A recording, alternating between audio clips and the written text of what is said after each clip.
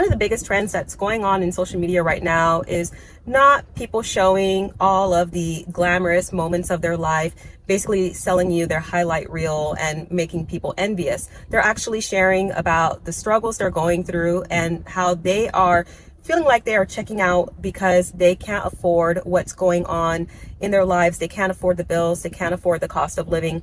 And everyone is feeling crushed by these rising prices. I'm about to lose my shit. I am about ready to blow a gasket. I swear, I am.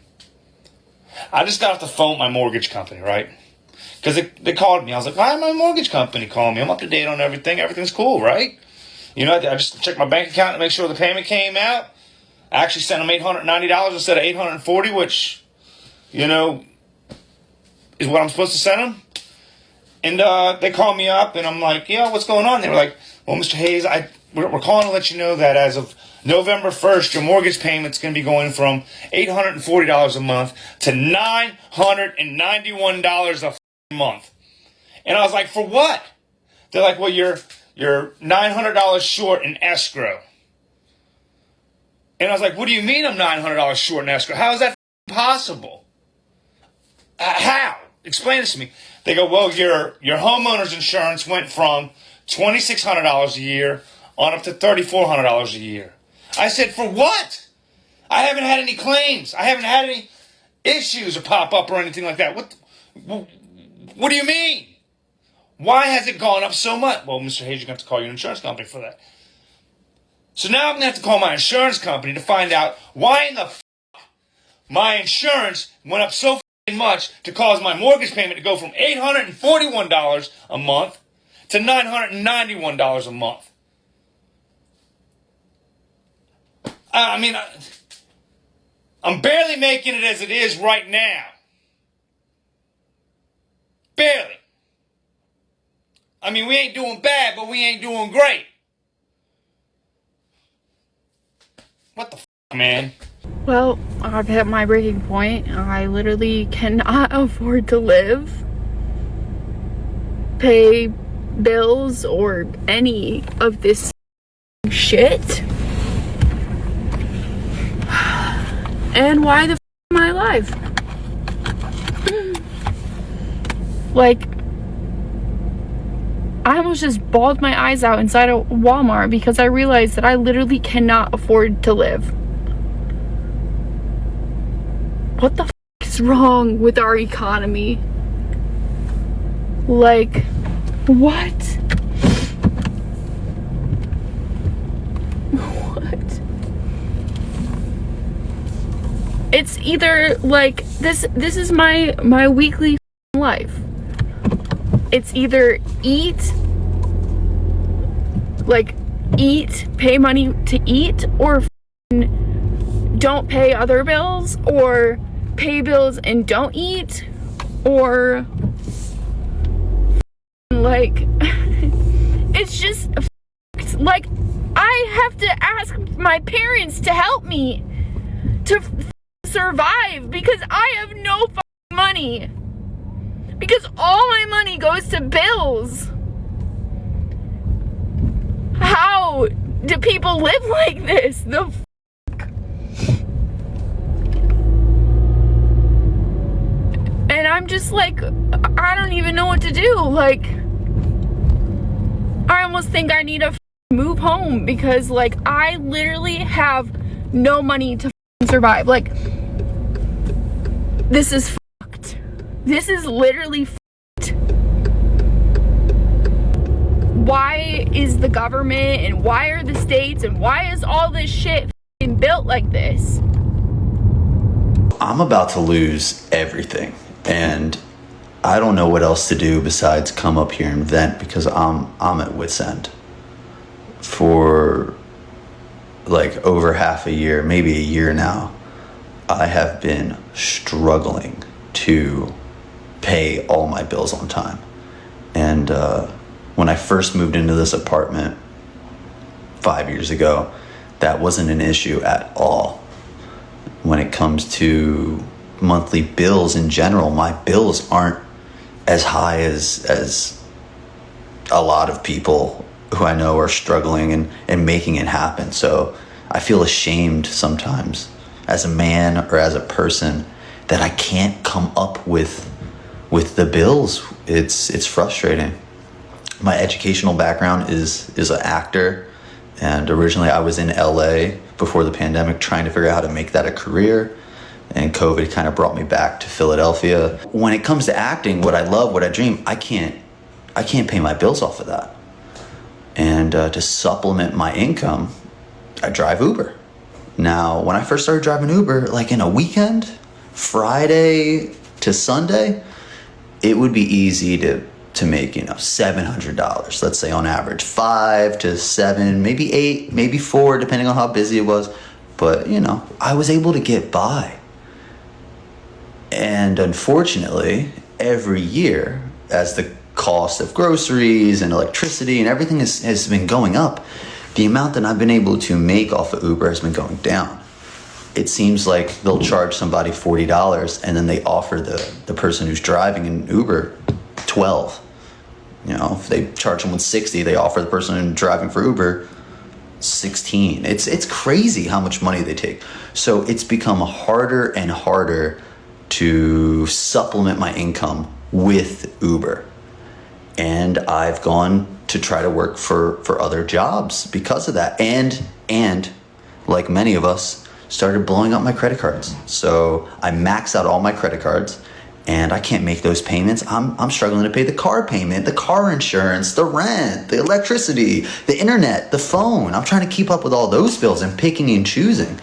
And I'm starting to get to the point where it's like I'm months behind. I'm making payment plans. I'm trying to figure out what's the most important. And it's all just like starting not to make sense. I try to keep optimistic in the midst of all that though. And I'm applying for jobs. I got accepted. I'm good at like interviews. I crush them. When I get a chance to talk to somebody, often I get hired. But I got offered a job at Abercrombie & Fitch. They're going to pay me $12 an hour. So I can't. That doesn't even make sense.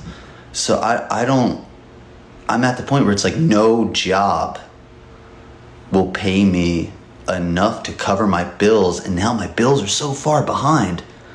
It's like I need $3,000 to fall from the sky, or I'm eventually going to just like, I don't know, they're going to repossess my car, or I'll get an eviction notice eventually. My girlfriend lives with me, man. She works 40 hours a week. She only brings in $2,000 a month. So I pay our bills. I'll go work. I'll do Uber. I'll go get us some food. And then we wait for that paycheck. And then she throws it at whatever bill she can. And then I try to feed us and keep us running until she gets paid again. And that's not working out. So I keep doing auditions. I'm trying to apply to be a firefighter right now. I Uber every day right now. It's Wednesday. I drove around from 7 till 11 and made $20. So I don't know what to do. Here I am. It is 11:45 at night on a Wednesday. I'm sitting on my bathroom floor because I feel like I'm going to have a literal mental breakdown. How are people surviving? How are we doing this? Like single people specifically, single people in their late 20s that live in a city. How the are you surviving? Tell me, please, please. I am 27 years old. I live on my own in Philadelphia. I'm a woman. I went to school for 5 years. I have a bachelor's degree in digital marketing. I owned my own business for 9 years on top of that. And I can't find a job anywhere. I'm trying to utilize my degree, can't find a job anywhere. I've been applying for months, almost a year. Can't, nothing. 2, I'm struggling while living on my own. Struggling. Like, I can't even put food on my table. I can't even afford my bills. I'm playing bill roulette every single month. Savings, don't know her. Cushion, emergency cushion, don't know her either. I'm at a loss of words. How the are people doing this? I'm on the fence, and I've essentially made the executive decision that when my lease is up, I have to move back in with my parents just to play catch up. just to play catch up on debt, just to put money in my savings again, just to re-regulate my nervous system. Because being in constant financial distress destroys your body, destroys your emotional sanctity. I'm in a constant mode of fight or flight, wondering if I'm going to make enough money to get by and survive and not get evicted from my apartment, or I'm going to be able to feed myself. Just basic human necessities. With my chronic pain, with my chronic symptoms, my chronic health issues, this is just like poking the bear. It's poking the bear. Being in a constant state of financial instability is horrible for your mental and physical well-being. And if you already have something baseline that is wrong with you health-wise, this is just like adding fuel to the fire. I feel like I'm gonna throw myself off a cliff. Like I can't even enjoy my life. Let me tell you how I know the economy is bad. I made a post about living in extended stay hotels. It has close to 1,000 comments. Hundreds of people talking about how they live in extended stay hotels and in their cars. Number two, I'm in a forum on Reddit, and every other post is about different types. They have the new sort of like payday loans that you do on your phone, and people are talking about how they can't even get those anymore. Like the ones that are against your check, people are extended beyond that. They can't get any kind of assistance. Number three, I would say every 20th video on my feed is about going to the food bank and what happens when you go to the food bank and how to use food from the food bank and what their people's experiences signing up for the food bank. I'm gonna be returning stuff. We didn't love that pita bread. I'm gonna return it. That cherry jam, I don't think we're ever really gonna eat it. I'm gonna return it. The shirt felt kind of weird against my skin. Return. Put it on my car, give me the cash, I don't care. Gonna get that money back in the account because I need every dollar. I think we reached a point now where a lot of people done reached a breaking point, whereas they're starting to realize that, I'm either going to sink on this ship with this financial struggle, or I'm going to be able to stay afloat. And I'm starting to see a lot of people starting to have this rebellion of they're not buying nothing. They're keeping their bread. I think it's very smart for people to start to strategize and figure out ways to try to minimize their costs of just their purchases. A lot of us overbuy. Me as well. I got too many headphones, too many technology items, too many TVs, too many pairs of jeans, too many things of cologne. I got endless amounts of bull-ish. But at the end of the day, it made me realize the things that we was comfortable doing before, we no longer comfortable doing now. We're seeing it. It's a reason why when I put a post out talking about today's economy, why people show love and they also send their comments and their views of how they feel about what I said. And a lot of people are not far off of how I feel. A lot of us. I might not be homeless. I might not be struggling to the point where as though I don't have no money in the bank, but I'm feeling it. You got government out of work right now. I don't know how long it's going to last, but I tell you right now, people right now are sitting on their ass trying to figure life out. And trying to figure life out right now, you probably can't even figure it out. What are your options when there are no options? I seen a dude send a post out, find a second job. What the that's going to do for you if your overhead bills is high already? Whereas though it was complimentary. I don't know if I said that word right, but ignore that word. Don't tell me I need to figure that word out. You figure it out. If you don't know how to operate with the money you was already getting, what is your second job going to do?